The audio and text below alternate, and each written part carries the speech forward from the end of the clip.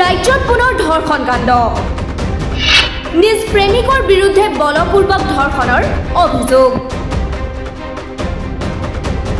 কোন পথে গতি কৰিছে ৰাজ্যৰ সমাজ ব্যৱস্থা গোলকগঞ্জৰ বৰুণডাঙা কালাপানীৰ ঘন জংঘলত ধৰ্ষণ কাণ্ড নিজ প্ৰেমিকৰ বিৰুদ্ধে বলপূৰ্বক ধৰ্ষণৰ অভিযোগ বিবাহৰ বাবে প্ৰেমিকাক পিতৃ-মাতৃক দেখুৱাৰ কথা কৈ নিলে হাবিৰ মাজত যুৱতীগৰাকীৰ ইচ্ছাৰ বিৰুদ্ধে ধৰ্ষণৰ অভিযোগ পাগলাহাট আৰক্ষী নিৰীক্ষণ চকীত এজাহাৰ ভুক্তভোগী যুৱতীৰ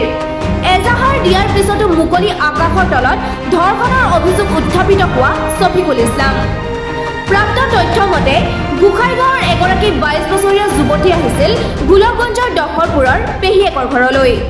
পেহীয়েকৰ ঘৰৰ কাষতে যুৱতীগৰাকীৰ প্ৰেমিক শফিকুল ইছলামৰ ঘৰ প্ৰেমিক শফিকুল ইছলাম আৰু ভিনিয়েক আশ্ৰফুল আলমে যুৱতীগৰাকীক বিবাহৰ বাবে পিতৃ-মাতৃক দেখুৱাৰ কথা কৈ পেহীয়েকৰ ঘৰৰ পৰা লৈ যায় অভিযোগ অনুসৰি নিজা গৃহলৈ নিনি বৰুণডাঙা কালাপানীৰ হাবিৰ মাজত লৈ গ'ল যুৱতীক হাবিৰ মাজত যুৱতীগৰাকীৰ ইচ্ছাৰ বিৰুদ্ধে প্ৰেমিক শফিকুল ইছলামে ধৰ্ষণ কৰাৰ গুৰুতৰ অভিযোগ যুৱতীগৰাকীৰ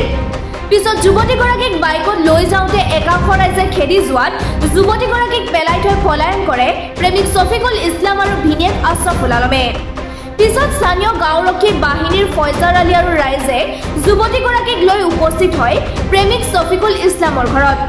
পিছত যুৱতীগৰাকীক পাগলাহাট আৰক্ষীয়ে উদ্ধাৰ কৰি স্বাস্থ্য পৰীক্ষা কৰে উপায়ন্তৰ হৈ যুৱতীগৰাকীক ন্যায় বিচাৰি পাগলাহাট আৰক্ষী নিৰীক্ষণ চকীত এজাহাৰ দাখিল কৰিছে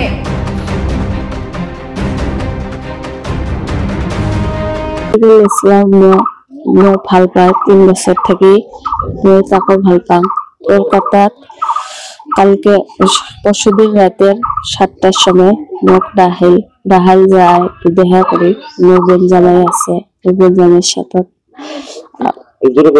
জামাইয়ের সাথে বোনের বাড়িতে নিয়ে যায় আর তারপরে নিয়ে দেখা করি যাওয়ার পিছত মোক বাইকত তুলে নিয়ে গেল নিয়ে যাওয়ার পরে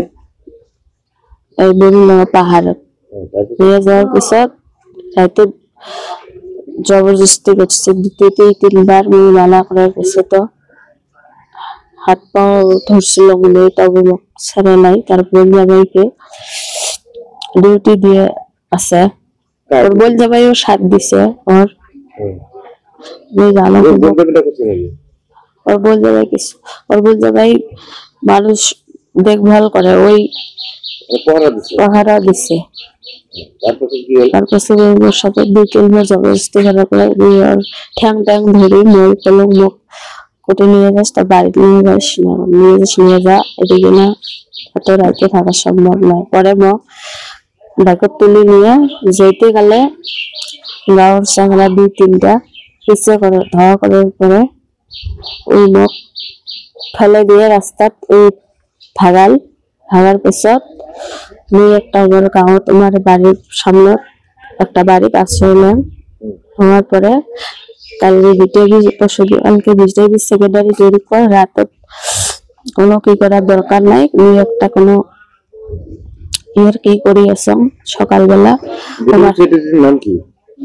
বিজেপি সেক্রেটারির নামটা তুমি না জানো তারপর নকল বুঝিনাতে রাতে ওই বাড়িতে নিয়ে আশ্রয় নিয়ে দিনের 10টার পরে ওর বাড়িতে নিয়ে গেল দিয়ে সবাই নিয়ে যাওয়ার পরে ওর বাড়ির থেকে মারপিট করার পিছত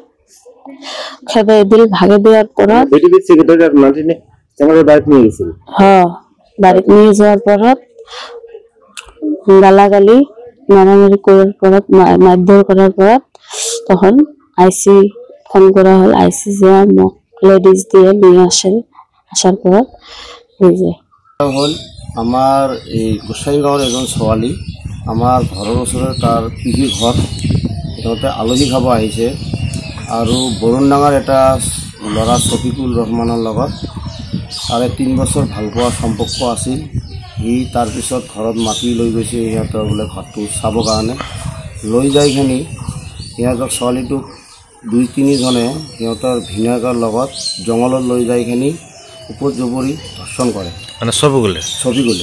তাৰপিছত কৰাৰ পিছত সেই ছোৱালীজনীক বেলেগৰ ঘৰত পেলাই দি গুচি যায় সন্মুখত।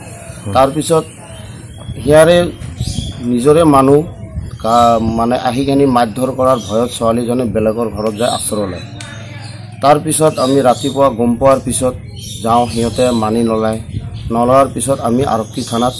এজাহাৰ এখন কৰোঁ আৰু আমি চাওঁ এই আৰক্ষী থানাৰ পৰা সেই ইজাহাৰখন যেন ভালদৰে তদন্ত কৰে আৰু ছোৱালীজনে যেন ন্যায় বিচাৰটো পায়। এতিয়া সময়হে ক'ব কি ন্যায় লাভ কৰিব ভুক্তভোগী যুৱতীগৰাকীয়ে। নিউজ এক্সপোৰ্ট মাছলি নিউজ।